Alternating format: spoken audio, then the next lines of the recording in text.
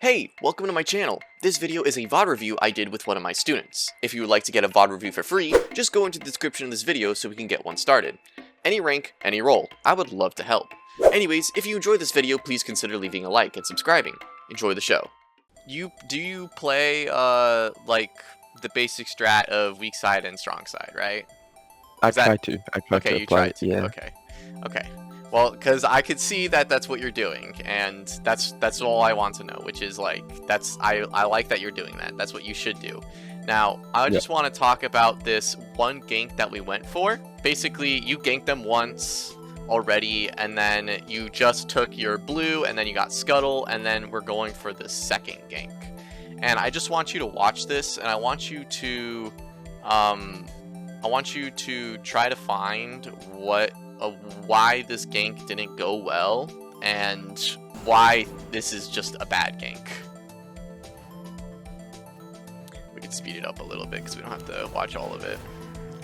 But basically you went for the gank and you start chasing down the Tristana, and then she's pretty much gone. And then at the end of this, you die. Yep. Now, what do you think went wrong there? I think biggest thing was probably my ADC was missing. That is one thing. You're fighting a 2v1. Yeah, your Swain wasn't even there because he died, like literally right as the Tristana jumped on him. So you're fighting a 2v1. That's one thing. And then the second thing is, we don't even have to be here. This is something we should have just ignored. There's no reason to go for this gank because our top camps are spawned again. We want to back and clear our weak side. That is the most important thing when we're playing weak side and strong side. We want to, anytime our weak side camps are up, we want to immediately go for them. And at this moment in time, you went for this gank, but you have 1,500 gold sitting in your bank. And it's like this. Tristana went back and bought items. You didn't even buy items before you went for this gank, so that made it even worse. You're already, like, technically you're ahead, but in this context you're not, because you don't even have items. She has a BF sword, so that's why you're basically just getting yourself killed here. So sometimes we just need to ignore ganks, and we just need a back. We just need a back for our weak side, and then do this all over again, because there's really no reason to go for this gank. It just put us behind. And I also want to talk about a little bit of your micro. It's been like twice or 3 times you just completely miss your Q. I think you should just take more time on it. Just take a little bit more time, and I think you'll be fine without missing those. Because it happens a little bit earlier when you ganked bot lane, and then it happened here, and it's just like, if you just took a little bit more time, I felt like you'd be fine. And then basically this whole game was, for the most part, really good. There wasn't really much that happened in the mid game. You played pretty well. You did your weak side, strong side, and everything was pretty much a-okay. I didn't see anything wrong with that. When we went towards the late game, or like I'd say this is late game or mid to late game, we did something that we shouldn't have done, and that was, what do you think that you did wrong here? what do you think you're about to do wrong here? Engage without knowing if this guy's ult. That is one thing, but it's another rule with weak side and strong side. Never, ever, ever, ever gank your weak side. It is not worth it. And also, this Mordekaiser's 4-in-1, man. This is, you're 4-in-1 as well, but it's like, we never want to gank our weak side because there is other things we can do while this is happening up in the top lane. As we can see, we have camps up, we have dragon up, we have Rift Herald up. All of these things that we can do, but we're chasing this kill or coming to this kill of this weak side, and we're putting Mordekaiser even more ahead because he kills you and he kills the Jace, and Kayn is free to do whatever he wants for the next minute because we're dead. And now we don't get the drag, now we don't get the rift, now we don't get to farm. Yeah, so do I ignore my weak side completely? Completely. Even when I see myself getting a kill? Well, okay, yes. We can, you know, if it's like guaranteed 100% we can get a kill here, go for it. But for the Okay, most okay. part, yeah, for the most part, yes, we can break these rules sometimes. Obviously, we can break these rules. We don't have to do this. We can just do a very consistent thing of just keep going bot and then taking drags, taking Rift Heralds, going for things that actually matter. This kill obviously does matter, but let's not flip a coin here, you know? Let's go and do things that are more consistent and we know we'll be fine because we're going into a lane that is semi ahead. Not really anymore because Tristana kind of got fed and it kind of sucks, but they're in a good spot right now where we could just take this drag. Do you know what you should do if we're behind and we can't go for things? Like, for example, Kane is super far ahead and he's going for drag. What do we do? Try and punish him by taking his topside camps. Yes. Okay. Cool. I just want to know to make sure that you know. Do a cross map play. Either gank top, go for his top camps, or maybe match him with a different objective like going for Rift Herald. Cool. That's all I wanted to ask. Just to make sure that you know what you can do. Now we're going to talk a little bit about another micro decision that you made, or it wasn't.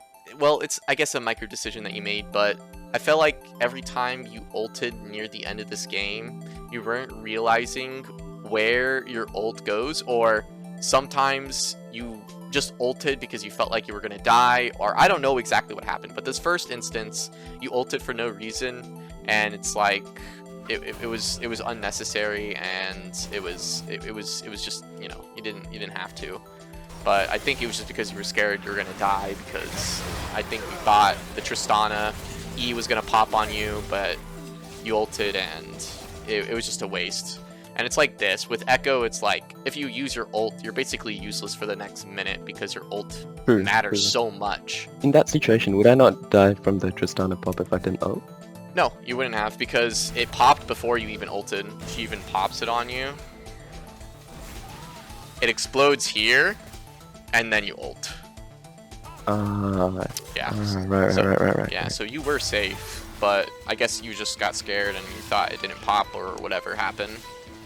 Yeah. I was scared I was just gonna die from the pop, but the pop did go through before I ulted. Yeah. And then it was also another time where you ulted. It was, I don't know if you just didn't know where you were gonna go after your ult, or you were again scared of dying from the Tristana again, or it was something, because you use your ult and then you just put yourself in a terrible position and you just died anyways. And if you just waited a little bit more, just waited a little second more, your ult would have been popped on the Tristana and probably would have killed her. Where it was right here, you were going for this, again, another 2v1. I don't think you should be going for stuff like this, even though they are low. But you just ulted and you just got put in a bad position and you died. But if you just waited a couple of seconds, if you saw where your trail was going, you can see that the Tristana was right on where your ult was. Yeah. She was walking literally right straight towards you, and you would have probably been, if she kept chasing you, you probably would have killed both of them right here. But you popped it a little early. I don't know if you were scared of dying. I think you might have been scared of dying because she did get another E on you. Yeah, I was gonna ask you, so if there's like a team fight or something happening, how would you approach that team fight as like an assassin sort of character? Because I think a lot of these games, I'm trying to just go in front on, like head on, and I don't think that's working. So would it be better to look for like sort of off angles or different angles to approach from or something like that? It's mostly about finding off angles. So I mean, I wish we can like see a team fight, but I don't think we really had a team fight. But it's like something like this where you're kind of flanking them. It's mostly about catching people off guard and using vision using vision to their disadvantage. Basically, you probably just want you want to stay like pretty much in places where you can catch them off guard. Near walls are really good because you have a dash that can jump over it and they won't see it coming. And it's really just all about finding paths in the jungle. So like if you want to go for something in like a mid fight, and we'll say like an ADC's right here, the support's right here, and then you got the frontliners, and then your frontliners, and your ADC's back here. It's just all about finding the paths into their non-vision and basically catching them off guard. So like over here or over here. It's all about flanking and catching people off guard, or even getting. There's also like you can just sit and wait for the ADC to come up closer. Because all you gotta do is wait for the ADC to get rid of their movement option. Like, if Tristana uses her W, this is a prime time to get her, because she doesn't have that mobility anymore. So we can even do, like, bait strats, where we see a fight happening, Tristana goes in, and we can just wait for her to do something, and we can come and kill her. But, yeah, it's mostly about flanking, catching people off guard. Skirmishes are really good for assassins, so... do you know what a skirmish is, right? Yeah, like a quick fight, sort of like between 2 or 3 people on each side. Yeah, exactly. It's like a 2v2 or like a 3v2 or whatever. It's like a small little group of people having a little small fight. They're really good at... Assassins are really good because, obviously, if you focus one target, if there's 2 people here and you got 2 people, if we focus one target, assassins can dwindle this target really fast, and then it becomes a 2v1 immediately. Try to find a game that really doesn't make sense to you.